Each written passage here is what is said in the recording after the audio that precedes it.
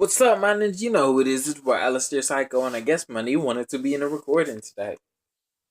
So with that being said, we have a different type of video.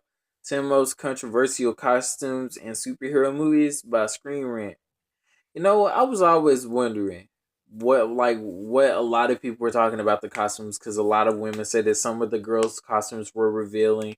I'm not gonna say any specifically. Storm from X Men, etc. But hey, with that being said, let's get into it. In today's world, the first look at a superhero costume can be the most important part of building positive buzz, or having fans write the project off completely. The first look isn't always the final verdict, whether it's a costume that brings the comic book version to life, or changes it completely. But sometimes, the fans' doubts are proven to be a good sign. Either that, or they never know how awful the reality of the costume really was for the actor. Here are the 10 most controversial superhero movie costumes of all time. Psylocke. Since her debut in the Marvel Comics, the mutant Psylocke's willingness to show some skin has turned just as many heads as her psychic blade, so when X-Men Apocalypse put Olivia Munn in basically the exact same outfit, some eyebrows were raised. Munn made sure the character's costume wasn't just meant to get fans drooling, and with the addition of some flesh-colored latex covering the edgier areas, audiences can decide for themselves. Captain America. Steve Rogers got a clever costume design during his World War II days, recreating the color scheme and red and white stripes without actually looking too silly. But that changed with the Avengers, with Cap's colorful mascot outfit justified by claiming the public might need a hero who was a little more old-fashioned and cheesy. Fans were fine with it, since the movie itself was a hit, but costumers might have heard some criticism, since every single Cap costume since then has been an update of the original style, basically asking all of us to forget the Avengers look ever happened. Green Lantern.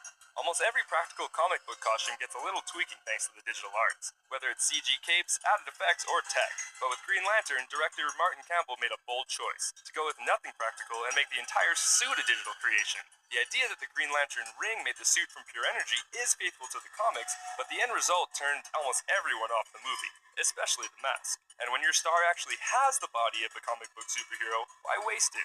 That's good advice. As an added bonus, Ryan Reynolds has claimed that the mock-up suit was so hot, it must have been made of actual woven misery.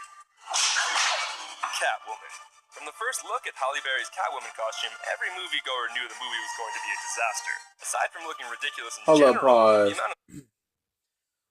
So the Halle Berry playing Catwoman, I ain't got no lie. She was bad in that outfit, though. Skin being shown had critics enraged, pointing out that the version of Catwoman in Tim Burton's Batman Returns was actually more seductive, showing no skin at all. Yeah.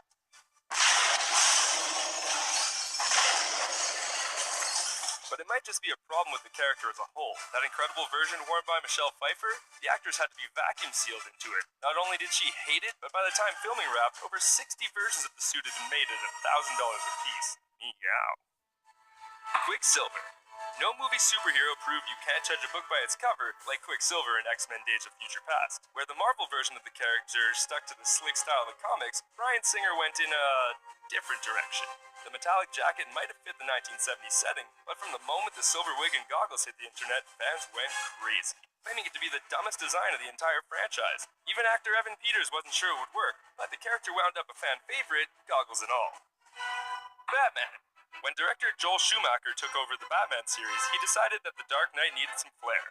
George Clooney's version takes the most heat, but it was actually Val Kilmer who first showed off the infamous bat nipples. The idea was to model the bat suit after the statues of Greek gods. Nipples, codpieces, muscles, and all. But by the time the sequel hit theaters, the nipples and gratuitous butt shots had turned DC's biggest hero into a walking punchline. Wonder Woman. Having already teamed up with Batman and Superman, and with a solo movie on the way, it's hard to believe Wonder Woman was going to appear on TV played by Adrienne Palicki instead. Enough people thought the pilot episode was worthwhile to actually get it filmed, but once fans caught sight of the new costume, jaws dropped. A reminder, this costume was designed in 2011. Fans would have debated even a perfect Wonder Woman costume, but the spandex pants and glittering gold left no doubt. The pilot would wind up not going to series and basically embarrassing everyone else involved. How does that embarrass everyone? Batman. Christopher Nolan's take on Batman might be seen as brilliant now, but following on the heels of the bat nipple suit, a batsuit that was actually practical and realistic seemed like a risky move behind the scenes. One by one, every feature of the batsuit, from grappling gun to wings, had to be justified, to the director and in the movie. For Christian Bale, the commitment to realism meant he couldn't turn his head while in the suit, and the materials left him with intense headaches. Who knows? Maybe Bale's raging headaches is what made Batman Begins such a hit. Harley Quinn. The Joker's girlfriend has usually Bruh, she courted was bad controversy with too. every one of her outfits, showing more and more skin in cartoons, comics, and video games every year. With DC's Suicide Squad, the filmmakers designed a new look keeping her modern blue and red color scheme intact, and sticking with the short shorts and stilettos too. Actress Margot Robbie mainly complained about being soaking wet in just a t-shirt and shorts, unlike her co-stars, but claimed the sexy style was what made Harley tick. Whether or not the audience will buy it remains to be seen. Deadpool. We couldn't discuss some of the most hotly criticized superhero costumes without addressing the mother of all mutant mistakes, Deadpool, from X-Men Origins Wolverine. Even now, it's hard to know what filmmakers were thinking, giving Wade Wilson optic blasts, retractable swords, and the ability to teleport without even giving him a suit, or a mouth. I think we can all agree that shit just went sideways in the most colossal way. Ryan Reynolds got to set things right, and then some. But there was a time when this take on Deadpool seemed like it had killed the character on film for good. Those are the superhero costumes we remember being the most explosive, controversial, or just plain misguided. But which ones have we missed? Let us know in the comments, and remember to subscribe to our channel for more videos like this one. Hold up. I understand like the one about Wonder Woman and Harley Quinn and the one with Batman with nipples. But what does that have to do like with Deadpool? I really don't know, cause like I know the fact that when Deadpool and like Wolverine Origins, he was like all the psycho type dude. He couldn't really talk until like at the end when he somehow got a mouth, which was ironic. I don't really know.